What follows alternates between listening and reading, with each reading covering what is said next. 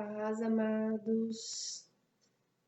Que Deus abençoe cada um de vocês, as suas casas, suas famílias, né? Dando saúde, proteção em todos os sentidos.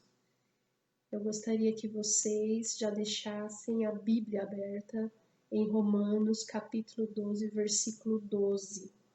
Antes de iniciar esse devocional, né, com essa leitura bíblica, eu estarei fazendo uma oração com vocês, para que Deus possa abençoar esse momento. Amém? Feche os olhos e vamos estar orando. Pai querido e Pai amado, nós estamos aqui, Senhor, reunidos como igreja, para ouvir a Tua palavra, Senhor. Fala conosco, Pai. Que o nosso coração, Senhor, esteja sensível à Tua voz. E que a Tua palavra venha, Senhor Jesus, como um bálsamo, trazendo, Senhor, refrigério para as nossas almas, trazendo esperança, Senhor, e que nós possamos viver crendo, Pai, que o Senhor tem sempre o melhor para nós. Obrigada, Senhor, por este momento. Nós te agradecemos, em nome de Jesus. Amém. Então vamos à leitura. Alegrai-vos na esperança, sede pacientes na tribulação, perseverai na oração. Alegrai-vos na esperança. Eu separei aqui em Romanos capítulo 4, no versículo 18, é uma passagem que fala sobre Abraão, né? Abraão, ele recebeu uma promessa de Deus. Essa promessa de Deus foi recebida, ele tinha 75 anos, né? E Abraão, ele não perdeu a esperança. Tudo que ele estava vivendo, a fase que ele estava vivendo na vida, qualquer pessoa no lugar dele falou assim: "Ô Senhor, mas eu não tenho condição. Não é possível que isso ocorra", né? Mas Abraão, ele reagiu de uma forma diferente, né? Mesmo na condição que ele vivia, e eu vou estar lendo ali, vocês vão estar acompanhando, né? Ele acreditou na promessa que Deus tinha para a vida dele. Vamos dar uma lida e acompanhar? Então vamos lá. Então, Romanos 4, você pode a partir do versículo 18, amém? Abraão, crendo, esperou contra todos os prognósticos desfavoráveis, tornando-se assim pai de muitas nações, como ficou registrado a seu respeito. Assim será a sua descendência. 19. Sem desfalecer na fé, reconheceu que seu corpo físico perdera a vitalidade de outrora, pois já contava cerca de 100 anos de idade, e que também o ventre de Sara não tinha o vigor do passado. Mesmo considerando tudo isso, não duvidou, nem foi incrédulo, quanto ao que Deus lhe prometera, mas pela fé se fortaleceu, oferecendo glória a Deus, estando absolutamente convicto de que ele era poderoso para realizar o que havia prometido. Amém? Amém. Olha o exemplo de Abraão, um exemplo de homem de fé, né? Tanto é que ele é considerado como pai da fé. Um homem que acreditou, independente de toda a circunstância que ele estava vivendo. Ele recebeu a promessa e tinha 75 anos, como eu falei. Ele viveu essa promessa com 100 anos. Quer dizer, ele esperou por 25 anos até essa promessa se cumprir na vida dele. E ele não perdeu a esperança, né? Às vezes nós temos algumas promessas e a gente fica assim: poxa, eu recebi essa promessa e não acontece, né? Deus esqueceu de mim. Ou a pessoa começa a falar de formas a duvidar daquilo que ele tem para a vida dele, não é? Então nós devemos nos basear no exemplo de Abraão. nada ali aos olhos humanos seria favorável, né? Quando, ele deve ter ouvido, falou assim, nossa, mas você vai ser pai nessa idade? Olha a sua mulher, que não tem mais nem condições de ter filho. Então os comentários não deviam ser assim para alimentar a fé dele, para alimentar a esperança dele e ele acreditar que seria possível ele viver todos esses sonhos de Deus. E ele viveu, não é? Ele viveu. Então o exemplo de Abraão é um exemplo que a gente deve ficar, servir como como referência para as nossas vidas, né? Porque ele, com certeza, Deus se agradou dele, né? Tanto é que eles se falavam, né? Deus falava diretamente com Abraão, olha que privilégio, não é? Você poder falar direto com Deus assim. Então, é um exemplo de fé, um exemplo de esperança. E às vezes a gente vivendo por toda essa situação que a gente está vivendo hoje, mas que nós também não percamos a esperança assim como Abraão não perdeu, né? Que a nossa fé também seja fortalecida no Senhor, assim como a fé de Abraão. Então nós temos um exemplo de fé, né? Um exemplo de esperança que nós devemos, né, olhar para esse exemplo e procurar firmar a nossa fé, porque é necessário, né?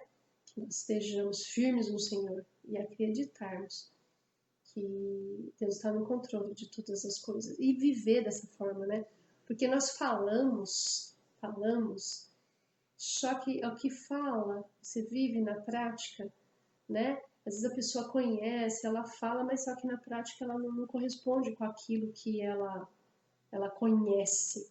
Então é necessário que a gente coloque a nossa fé em prática, né? Deixando de murmurar, deixando de reclamar, acreditando no Senhor e ficarmos firmes, né? Porque nós temos um Deus que está no controle de todas as coisas e não podemos desanimar. Amém? Amém. Então vamos dar continuidade. Sede pacientes na tribulação. Mas é o que a gente estava falando, né? Por mais difícil que seja a situação, nós devemos ter paciência. A paciência está lá no fruto do Espírito, né? Ela faz parte do fruto do Espírito. Então, nós devemos desenvolver essa paciência. E ela é necessária, né, nas nossas vidas para que a gente possa estar prosseguindo. E esse desenvolvimento do fruto do Espírito que está lá em Gálatas, ele é necessário para que a gente consiga, né, ter essa fé inabalável. Então, a gente precisa ter esse desenvolvimento aí do fruto do Espírito, para a gente até conseguir lidar com esses momentos de tribulação, né? Porque senão fica muito fácil você se desestabilizar, né? Então tem que ter uma fé firme mesmo e acreditar e perseverar no Senhor, né? E aguardar. Perseverar na oração. Nós devemos estar orando, acreditando que Deus ele ouve as nossas orações. A oração de um justo pode muito em seus efeitos, né? Também está escrito na palavra.